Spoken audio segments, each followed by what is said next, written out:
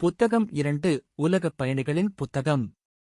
Condo 8 பொய்யின் உலகம், தீமையின் தாய் மற்றும் இருளின் மகன்கள் பக்கம் 224. அவளுடைய கையின் திசை திருப்பும் மற்றும் மந்தமான எடை மாய பரிணாமத்தின் வளைவில் வைக்கப்பட்டுள்ளது. அவளது ஏமாற்றும் மனதின் கொடூரமான கோடு. கடவுள்கள் பார்க்கவில்லை மற்றும் மனிதன் ஆண்மையற்றவன். ஆன்மாவிற்குள் இருக்கும் கடவுள் தீப்பொறியை அடக்கி மனித வீழ்ச்சியை மிருகத்திடம் திரும்பப் படைக்கிறாள். ஆயினும் கூட அவளுடைய வலிமையான உள்ளுணர்வு மனதில் அவள் காலத்தின் இதயத்தில் வளர்வதை உணர்கிறாள். மேலும் மனித அச்சு வழியாக அழியாத பிரகாசத்தை பார்க்கிறாள். அவளது ஆட்சியைக் கண்டு பீதியடைந்து பயமும் ஆத்திரமும் நிறைந்த அவள் இருளில் ஒளிரும் ஒவ்வொரு ஒளியைச் சுற்றிலும் சுற்றித் திரிகிறாள். ஆவியின் தனிமையான கூடாரத்திலிருந்து கதிர்களை வீசுகிறாள். கடுமையான திருட்டுத்தனமான நடையுடன் உள்ளே நுழையும் நம்பிக்கையுடன் தொட்டிலில் தெய்வீக குழந்தையைக் கொல்கிறாள். அவளுடைய வலிமையும் சூழ்ச்சியும் கணக்கிட முடியாதவை. அவளுடைய தொடுதல் ஒரு வசீகரம் மற்றும் மரணம். அவள் தனது சொந்த மகிழ்ச்சியுடன் அவளைக் கொன்றுவிடுகிறாள். நல்லது கூட அவள் நரகத்திற்கு இழுக்க ஒரு கொக்கி செய்கிறாள். அவளுக்காக உலகம் அதன் வேதனையை நோக்கி ஓடுகிறது. நித்தியத்தின் பாதையில் செல்லும் யாத்ரிகர் பெரும்பாலும் மேகங்களிலிருந்து வெளிரிய மனதின் நிலாவால் ஒளிரும் அல்லது வஞ்சகமான வழித்தடங்களில் தனியாக அலைந்து திரிகிறார், அல்லது பாதை தெரியாத பாலைவனங்களில் தொலைந்து போகிறார். அவளது சிங்க பாய்ச்சலால் மூழ்கடிக்கப்படுகிறார். அவளது பயங்கரமான பாதங்களின் கீழ் கைப்பற்றப்பட்ட சிறைப்பிடிக்கப்பட்டவள். எரியும் மூச்சில் போதையும் அழிக்கும் வாயில் காமமும் வளர்ந்தவன்.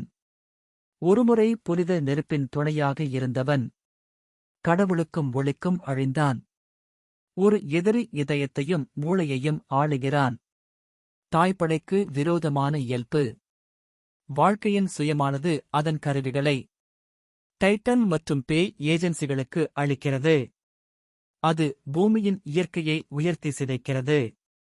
ஒரு 5வது கட்டுரையாளர் இப்போது சிந்தனையின் வழிகாட்டியாக இருக்கிறார். அவரது நுட்பமான தோல்வியுற்று முணுமுணுப்பு நம்பிக்கையை கொன்றுவிடுகிறது. புத்தகம் 2 உலகப் பயணிகளின் புத்தகம். காண்டோ 8 பொய்யின் உலகம், தீமையின் தாய் மற்றும் இருளின் மகன்கள் பக்கம் 225. மேலும் மார்பில் தங்கியிருந்தாலோ அல்லது வெளியில் இருந்து கிசுகிசுக்கும் போதும் ஒரு பொய் உத்வேகம் விழுந்தது மற்றும் இருண்டது. ஒரு புதிய ஒழுங்கு தெய்வீகத்திற்கு மாற்றாக உள்ளது. ஆவியின் உயரத்தில் ஒரு அமைதி விழுகிறது. முக்காடு போடப்பட்ட சரணாலயத்திலிருந்து கடவுள் ஓய்வு பெறுகிறார். மணமகளின் அறை காலியாகவும் குளிராகவும் இருக்கிறது. தங்க நிம்பஸ் இப்போது காணப்படவில்லை. வெள்ளை ஆன்மீக கதிர்களை எரிக்காது. மற்றும் எப்போதும் அமைதியாக இருப்பது இரகசிய குரல். பின்னர் விஜில் டவரின் தேவதையால் பதிவு புத்தகத்தில் இருந்து ஒரு பெயர் அளிக்கப்பட்டது. சொர்க்கத்தில் பாடிய சுடர் அணைந்து ஊமையாகிறது. ஒரு ஆன்மாவின் காவியம் அழிவில் முடிகிறது. இது மரணத்தின் சோகம். பயங்கரமான ஏஜென்சிகளுக்கு ஆவி அனுமதிக்கிறது மற்றும் மறைக்கும் அறியாமையால் தங்களை காத்துக் கொள்ளும் நுட்பமான மற்றும் மகத்தான சக்திகள் உள்ளன. வளைகுடாக்களின் சந்ததிகள், நிழல் படையின் முகவர்கள், ஒளியை வெறுப்பவர்கள், அமைதியை சகிக்காதவர்கள், சிந்தனைக்கு ஏற்ப பிரகாசிக்கும் நண்பன் மற்றும் வழிகாட்டி, நித்திய விருப்பத்தை இதயத்தில் எதிர்க்கிறார்கள். அவர்கள் அமானுஷ்ய மேம்பாட்டிற்கான ஹார்மோனிஸ்டை மறைக்கிறார்கள். அவருடைய ஞானத்தின் வாக்கியங்கள் நமக்கு கட்டுகளாக ஆக்கப்பட்டன. கடவுளின் கதவுகளை அவர்கள் நம்பிக்கையின் திறவுகோல்களால் பூட்டி அவருடைய அயராத கிருபையால் சட்டத்தால் மூடிவிட்டனர். இயற்கையின் அனைத்து வழிகளிலும் அவர்கள் தங்கள் இடுகைகளை அமைத்து ஒளியின் கேரவன்களை இடைமறிக்கிறார்கள். கடவுள்கள் எங்கு செயல்பட்டாலும் அவர்கள் தலையிடுகிறார்கள்.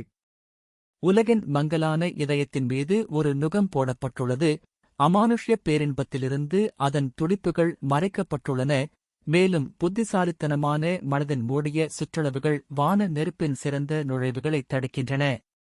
எப்போதும் இருண்ட சாகசக்காரர்கள் வெற்றி பெறுவது போல் தெரிகிறது.